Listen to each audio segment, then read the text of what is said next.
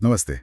आज हम Napoleon Hill की जो बहुत मशहूर किताब है थिंक एंड ग्रो रिच, उसके कुछ खास हिस्सों पर थोड़ी गहराई से बात करेंगे। हमारे पास ना इस किताब के अलग अलग चैप्टर्स के सार हैं जो बताते हैं कि कैसे सोच दौलत और कामयाबी में बदल सकती है। हमारा मकसद है इन विचारों की जो ताकत है उसको समझना। देखिए, हिल ने 25 साल लगाए 500 से ज्यादा कामयाब लोगों पर रिसर्च की और उनका दावा था कि भाई सफलता के कुछ नियम होते हैं, कुछ सीक्रेट्स होते हैं। तो चलिए इन्हीं विचारों को जरा खोलते हैं। हाँ बिल्कुल। और इन सभी स्रोतों का जो निचोड़ है वो यही है कि हमारा जो मानसिक नजरिया है, हमारी गहरी इच्छाएं हैं और हमारा यकीन, ये सब मिलकर ही हमारी बाहरी दुनिया को बनाते हैं एक तरह से। ये सिर्फ सोचने की बात नहीं है, बल्कि खास ढंग से सोचना और फिर उस पे अमल करना, वो प्रक्रिया जरूरी है। तो सबसे पहले है अध्याय 1 में बताई गई प्रबल इच्छा, बर्निंग डिजायर जिसको कहते हैं। मतलब सिर्फ चाहना काफी नहीं होता, एक जुनून वाली इच्छा होनी चाहिए। हाँ। हिल ने इसके लिए वो 6 स्टेप्स भी दिए हैं।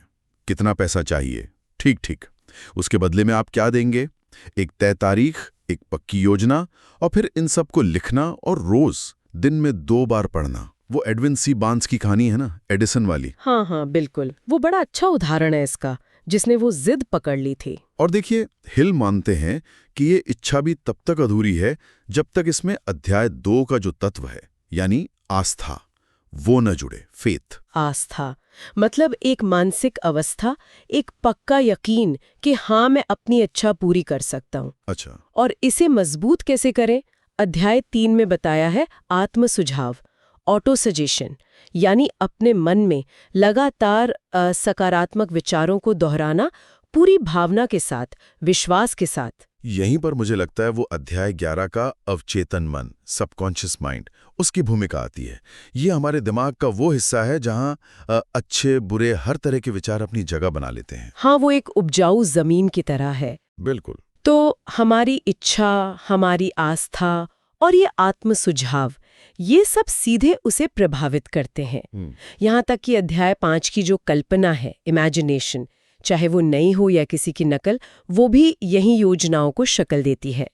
और जैसा अध्याय 12 में कहा गया है, हमारा मस्तिष्क, ब्रेन, वो इन विचारों को तरंगों की तरह भेजता भी है और रिसीव भी करता है। और दिलचस्प बात यह है, देखिए, कि अवचेतन मन ना वो लॉजिक पे नहीं चलता, वो भावनाओं पर ज्यादा रिएक्ट करता है। अच्छा। हाँ, इसीलिए सिर्फ सोचना काफी नहीं है, अपनी इच्छा को महसूस करना, वो फीलिंग लाना जरूरी है। और जो प्रबल सकारात्मक भावनाएं हैं, वो डर जैसी नकारात्मक भावनाओं को हटा सकती हैं। एकदम सही। अब विचारों को हकीकत बनाने के लिए सिर्फ इच्छा और आस्था ये तो ठीक है, पर काफी नहीं। अध्याय 4 कहता है कि विशेष ज्ञान चाहिए, स्पेशलाइज्ड नॉलेज, मतलब सिर्फ जनरल नॉलेज नहीं। हाँ, खास जानकारी। और ज्ञान अपने आप में शक्ति नहीं है। शक्ति तब बनता है जब उसे अध्याय 6 के हिसाब से संगठित योजना, ऑर्गेनाइज प्लानिंग के साथ इस्तेमाल किया जाए। हेनरी फोर्ड का उदाहरण यहाँ एकदम फिट बैठता है।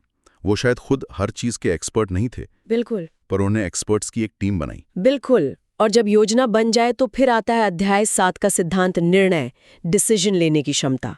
कामयाब लोग फैसले जल्दी लेते हैं और मजबूती से लेते हैं, जबकि जो नाकामयाब होते हैं वो अक्सर टालमटोल करते हैं। हाँ, या दूसरों की राय से बहुत जल्दी प्रभावित हो जाते हैं। बिल्कुल। और आज की तेज दुनिया में तो ये और भी जरूरी है ना, जल्दी और पक्के फैसले लेना। सही बात है। और फिर आता है अध्याय 8 का सबसे, मुझे लगता है, अहम पहलू, दृढ़ता, परसिस्टेंस।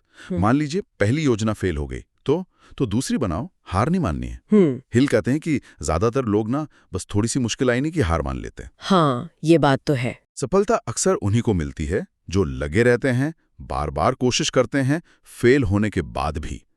ये जैसे इच्छा शक्ति को आदत बनाना है। और हिल सिर्फ व्यक्तिगत प्रयास पर ही नहीं, बल्कि सहयोग की शक्ति पर भी बहुत जोर देते हैं। यह है अध्याय 9 का मास्टरमाइंड सिद्धांत। जब 2 या ज्यादा लोग एक ही लक्ष्य के लिए एक तालमेल के साथ काम करते हैं, तो एक तीसरी अदृश्य शक्ति पैदा होती है। अच्छा। ये मास्टरमाइंड न सिर्फ हौसला देता है, नए विचार देता है, बल्कि ये फोर्ड वाले उदाहरण की तरह वो विशेष ज्ञान की कमी को पूरा करने का एक तरीका भी है। अब एक सिद्धांत है अध्याय 10 में जो शायद थोड़ा अलग लगे, और इस पर काफी बहस भी होती है, यौन ऊर्जा का रूपांतरण। Sex transmutation. हाँ, ये थोड़ा कंट्रोवर्शियल माना जाता है। हाँ, हिल का मानना था कि जो यौन ऊर्जा है वो इंसान की सबसे शक्तिशाली रचनात्मक ऊर्जाओं में से एक है। अगर इस ऊर्जा को सिर्फ शारीरिक रूप तक ही सीमित ना रखें और इसे क्रिएटिव कामों में लगाएं, जैसे कला, बिजनेस, कोई आविष्कार, तो ये असाधारण नतीजे दे सकती है। हाँ, मतलब उस ऊर्जा को चैनलाइज करना। बिल्कुल। और आखिर में जब कोई व्यक्ति इन सभी सिद्धांतों में इच्छा, आस्था, योजना, दृढ़ता, मास्टरमाइंड इनमें महारत हासिल कर लेता है, तब अध्याय 13 की छठी इंद्री, द सिक्स्थ सेंस, वो जागृत हो सकती है। ये एक तरह का इंट्यूशन है, अंतर्ज्ञान, जो बिना किसी साफ वजह के अचानक सही रास्ता दिखा देती है या आने वाले किसी खतरे के बारे में बता देती है। इंट्यूशन। हाँ, इसे रचनात्मक कल्पना का शिखर कह सकते हैं। लेकिन इन सब सिद्धांतों को अपनाने में एक बहुत बड़ा दुश्मन भी है, डर, फियर, जिसका जिक्र आखिरी अध्याय में है। हिल ने वो 6 बुनियादी डर बताए हैं।